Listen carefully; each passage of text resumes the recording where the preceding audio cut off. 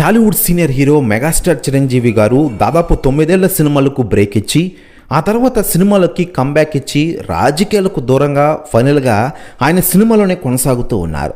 చాలా సందర్భాల్లో మెగాస్టార్ చిరంజీవి గారి రాజకీయ జీవితంపై పలు వార్తలు చుట్టుముట్టినా మెగాస్టార్ గారు స్పందించలేదు. తాజాగా చిరంజీవి గారు రాజకీయాలపై కీలక వ్యాఖ్యలు చేశారు.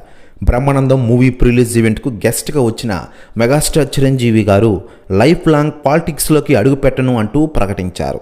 పెద్దలను కలిసేది రాజకీయాల కోసమని కొంతమంది దుష్ప్రచారం చేస్తున్నారు. సినిమాలు చేస్తూ కళామతల్లి సేవలోనే ఉంటాను, మంచి సినిమాలు చేస్తాను, నేను కలిసేది నన్ను కలిసే వాళ్ళను చూసి రాజకీయాల్లోకి వెళ్తున్నామని చాలామంది డౌట్ పడుతున్నారు.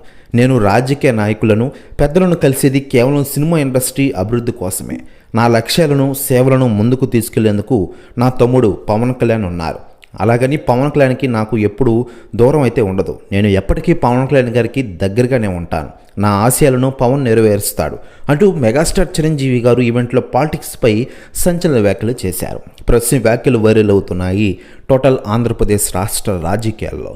మరోవైపు ఆంధ్రప్రదేశ్ రాష్ట్ర డిప్యూటీ సీఎంగా పవన్ కళ్యాణ్ గారు రాణిస్తున్న తీరు ప్రజారాజ్యం పార్టీ ఈరోజు జనసేన పార్టీగా రూపాంతరం చెందుతున్న మెగాస్టార్ చిరంజీవి వ్యాఖ్యలు కూడా సరైందనని చాలామంది అంటున్న విషయం మనకందరికీ తెలిసిందే.